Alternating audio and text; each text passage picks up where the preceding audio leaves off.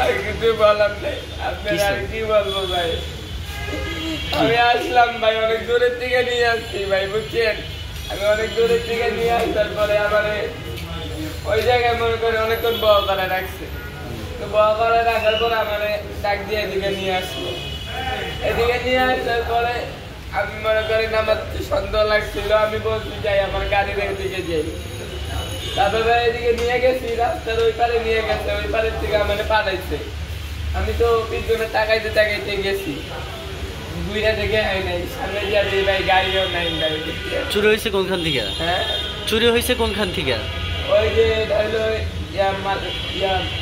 সামনে, মাঠের সামনে। কি আমাদের সামনে? সামনে ঢাকা বিশ্ববিদ্যালয়ের সামনে? হ্যাঁ, ঢাকা বিশ্ববিদ্যালয়ের সামনে, মহসিনের সামনে না? হ্যাঁ। কি করবো ভাই, আমাদের কিছু করার নেই। তোমার নাম কি? নাম কি? আমার নাম মোহাম্মদ আবু তালেব। বাড়ি কোথায়?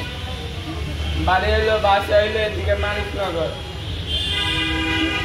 আমি এখন কি করবো ভাই, আমার বাসা দিকে যাবো আমি নিজেও জানি না ভাই। আমার এত জোরে নিয়ে আসবো, ভাড়া 300-400 টাকা ভাই ভাড়া ভাই। এখানে সিসি ক্যামেরা আছে না? সিসি ক্যামেরাতে থানার সামনেই আসছিল। হ্যাঁ, আমারে নিয়ে। পুলিশ কি বলছে? হ্যাঁ বলছে, হ্যাঁ ফোন করাইছে ওই থানায় গিয়ে অভিযোগ করতে। এখন অভিযোগ করতে হবে? অভিযোগ করতে, হ্যাঁ। আর ফুটেছে ছবি বাইক করবো। হ্যাঁ।